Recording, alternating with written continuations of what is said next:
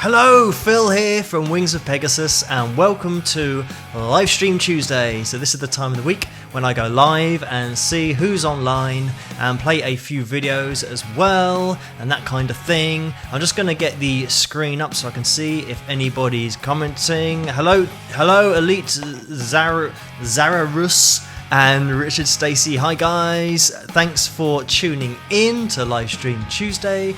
On the agenda tonight we have my cover of Hero, which is a Chad Kroeger song. That's from the Spiderman film.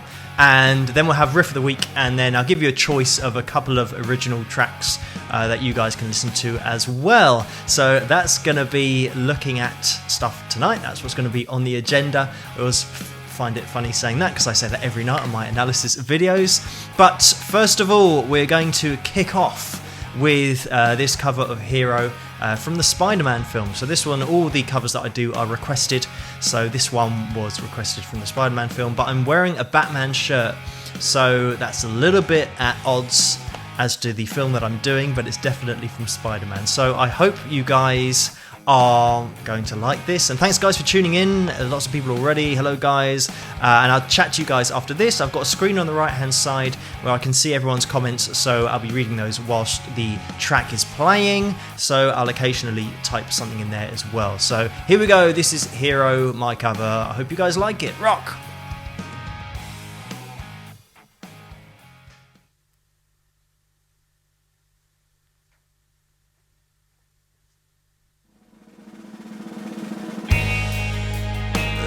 So high, I can hear heaven.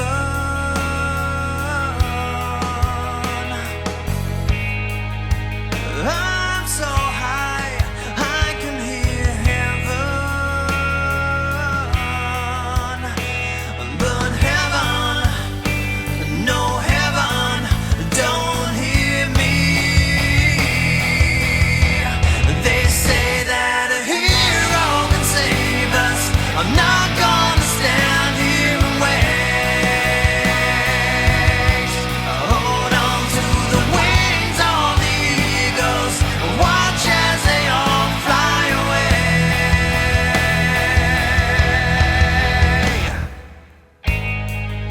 Someone told me love will all save us,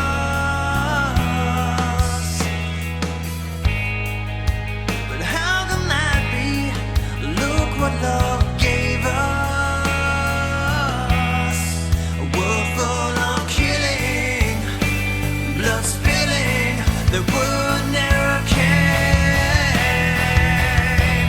They say that a hero can save us. I'm not gonna stand here and wait. Hold on to the wings of the eagles, watch as they all fly away.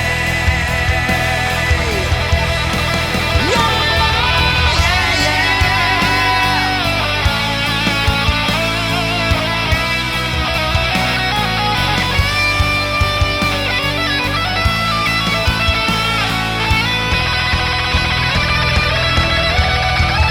Now that the world isn't ending, it's love that I'm sending to you. It isn't the love of a hero, and that's why I fear it won't do. They say that a hero can save us. I'm not gonna stand here and wait. Hold on to the wings of the eagles, watch as they all fly away. They're watching us, they're watching us, as we all fly away. They're watching us, they're watching us, as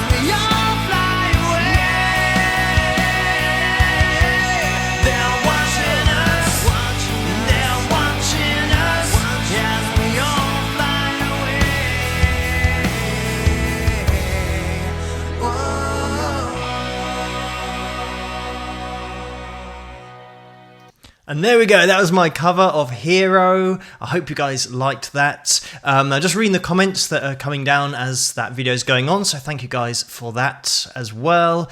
And one of the comments was that it didn't sound, or my covers don't sound kind of really rock.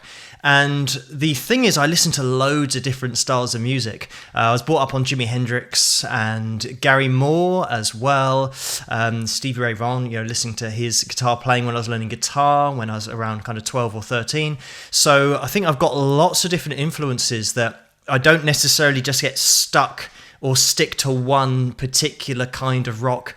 I kind of do pop rock and hard rock and a little bit of metal in there, 80s metal. So I tend to move around things. I always tend to try and put a solo in where I can. This song didn't actually originally have a solo, but I kind of threw one in there. It did have a solo of sorts, but just octaves.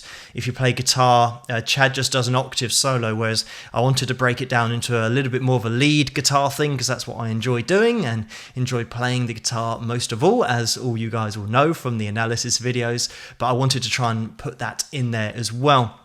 I'm going to be moving on to the Riff of the Week, which comes out on Sunday on YouTube as well. So this is going to be guessed by you guys on here, and the first one to get it is just smug that you got it. That's the only prize you get, but prepare yourselves, because we're going to have the Riff of the Week, and then we'll get into some comments and I'll have a look at what people are saying.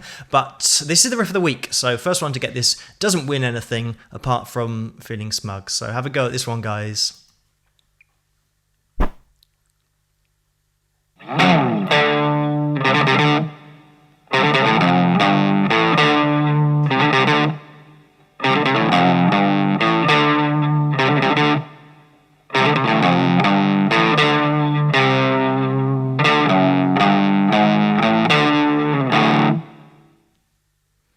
And there we have it, and we have a winner. Marco has got it right straight away. So well done, Marco. Congratulations, the first person to get it on the live stream. It comes out on Sunday, so everyone check it out on Sunday and you can be the first to guess it there. I think this was one of those tracks that was actually guessed pretty quickly, but it was got just as quickly here on the live stream as well. So well done, Marco. Congratulations. Thank you guys for tuning in. And for Brad's just said, hey, I said cake first.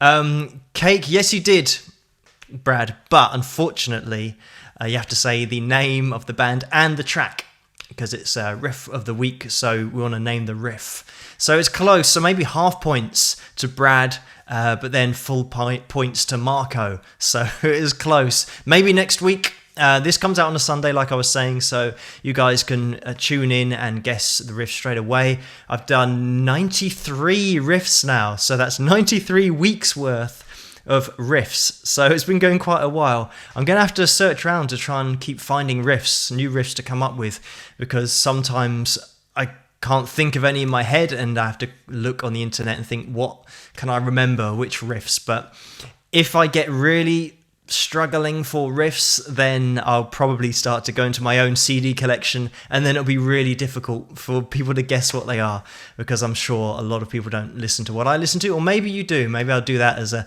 little experiment one week. But I'm just going to have a little look down. Thanks guys for tuning in and for commenting. It's massively appreciated. Quick shout out at the moment to all you guys and the subscribers as well. We passed 16,000 either yesterday or the day before, which is amazing. Last week I said we passed 15,000, so it seems like every week I do a live stream I've got another 1,000 subscribers, which is crazy. But thank you guys so much for watching, and a massive shout out to the best people in the world ever, who are my patrons, who make this all possible and make my analysis videos possible every night as well. And I'll be doing one of those tonight, so I won't be too long on here. I'm going to be playing one of my original tracks in a minute, and we've got a choice, so whichever one you guys want to hear, and if you don't know either of them, just type in anything, but it's going to be We Can Fall Down or That's Metal. So those are the two tracks that I've uploaded for this show tonight.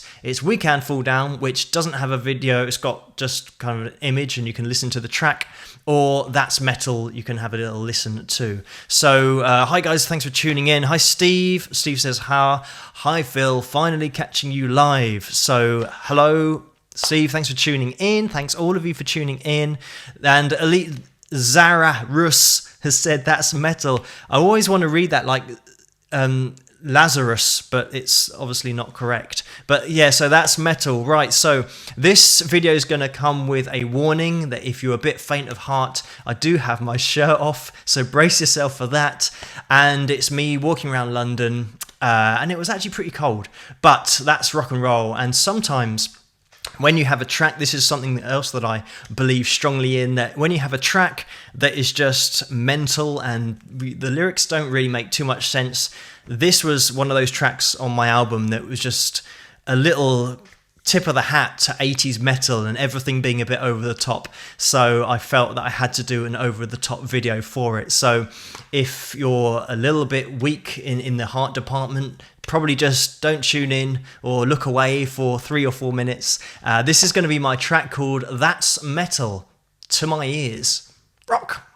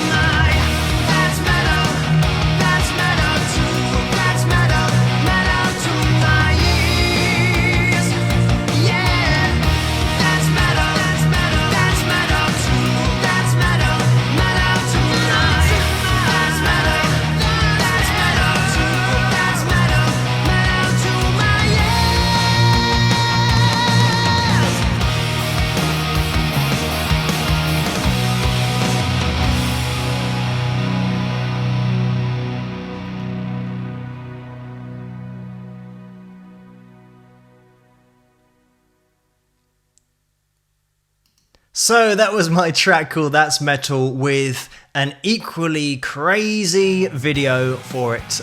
Just going to the shops as you do, as was mentioned there, going to the shirt shop and never quite finding it. But that was a kind of homage to 80s rock and 80s metal.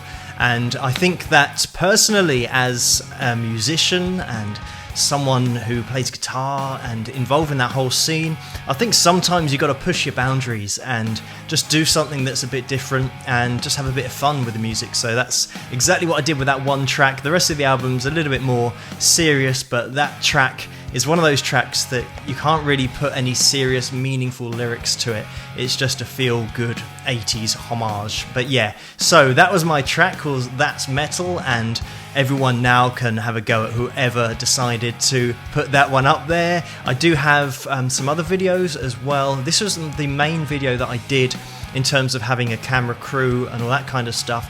It's a bit of a pain because I organise everything, like with my cover videos and with my music, I do everything. So in the analysis videos as well, I record those, edit those together. So everything that you see that is on my channel is me doing everything.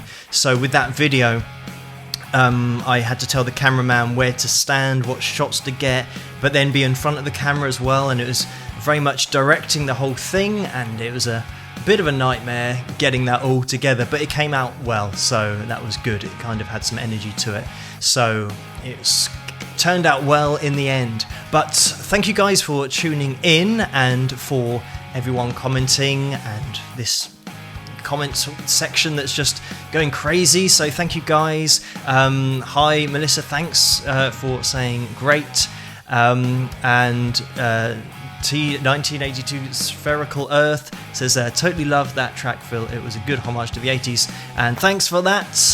That's what it was all about, with ideally a kind of 80s solo. I tried to make something that sounded a little bit shreddy but a little bit melodic kind of at the same time. It's sometimes hard to get a solo that's going to fit the track exactly well. That's what I say about all the great guitarists, is they always seem to have a solo that just fits the song really well, and it's a lot harder than it actually sounds when these guys do it.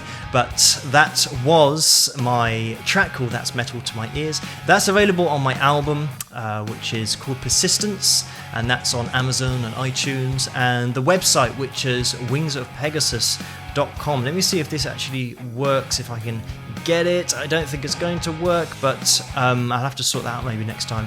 But the link to the website, wingsofpegasus.com/store if you want to get to the CD. That's how you find it over there. Also on patreon.com/wingsofpegasus, then you can check it out there as well. And Brad says, show a drum solo sometime. Yeah, the thing with the drums, as you can see they're behind me, and in the videos, as you can see, I have to pick it up and move it and get it in position, and it's just a bit of a pain. So when I try to do the videos, I try and, because I've only got one camera at the moment, I'm going to have another camera that I can start introducing to my videos soon as well, which means that I can do two angles at once, whereas at the moment I just do one angle and I have to refilm every angle. So whenever there's a cut in the video, that's me moving the camera and getting another shot.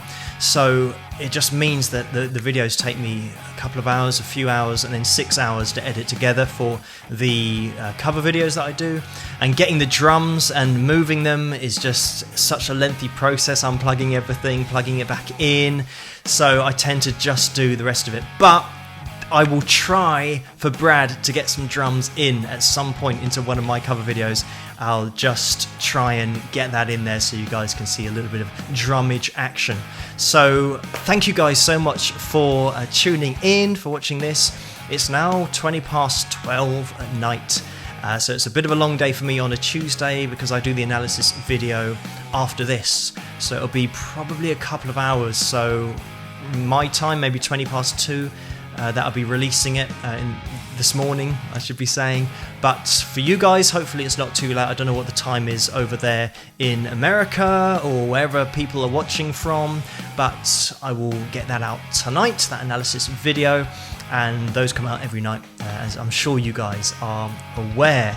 But let's have a little look down the comments. I can't see all the comments straight away, so when I'm talking to the camera, obviously I can't see them all. Aaron says, answer my cue. I didn't see what the question was, Aaron, so quickly ask me again if you get a chance, and I'll be able to answer that question for you.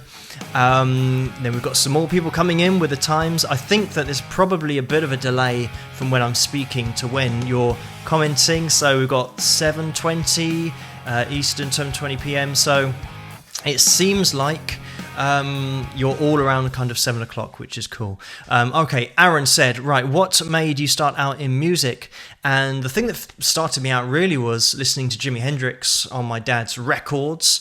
My dad plays guitar as well, and he used to be in like cover bands, and he'd show me a few chords like D, A, E, and G, and he just showed me how to do that. And then I started listening to Jimi Hendrix, and he just gave me the records and said, just check out that. Also had Van Halen tape. But I started listening to that and working things out by ear and not really knowing what I was doing. It's not until later I realised all the scales and shapes that I was actually playing, and could then musically put the theory to it. And then after many years, I realised what I'd actually been doing all those years of working out Jimi Hendrix stuff. But yes, Larry says, what scales patterns are best? The most important thing that you want to focus on, and at least the way that I teach, is you start with pentatonic shape 1. That's, start with the minors, because the minors are always where your chord is. If you play a bar chord, a minor bar chord, your pentatonic shape 1 is always where you are. Your first finger's already on the root note where you need to start. So start with that pentatonic shape 1, and then get into that extended pentatonic shape as well. And then once you're at that point, I have another shape that I teach, which is, I call it a hybrid shape. I'm not sure what it's called. It just entails all the pentatonic notes, but all the other scales fall within the shape, so that you only need to learn one shape, and then you can play pretty much any style that you want. It's just, really simplifies lead guitar playing. That's what I tend to do, rather than get my students to learn lots and lots of different scales, lots and lots of different modes. They all fall within the one shape that I teach. So but to begin with, start with pentatonic shape 1. Once you've got that down, start with then the extended shape as well. And just those two shapes, you can get so much done. That's sometimes really top players only ever use those two shapes. They might throw in a little bit of blues scale in there, a natural minor scale, and maybe Aeolian modes. There's different. If you don't play guitar, I'm probably just losing everyone. But there's lots of stuff that you can just do with those pentatonic shapes, and throw in just an extra note here or there on each string, and then you'll find notes from different scales that can make stuff sound really cool. But that is that.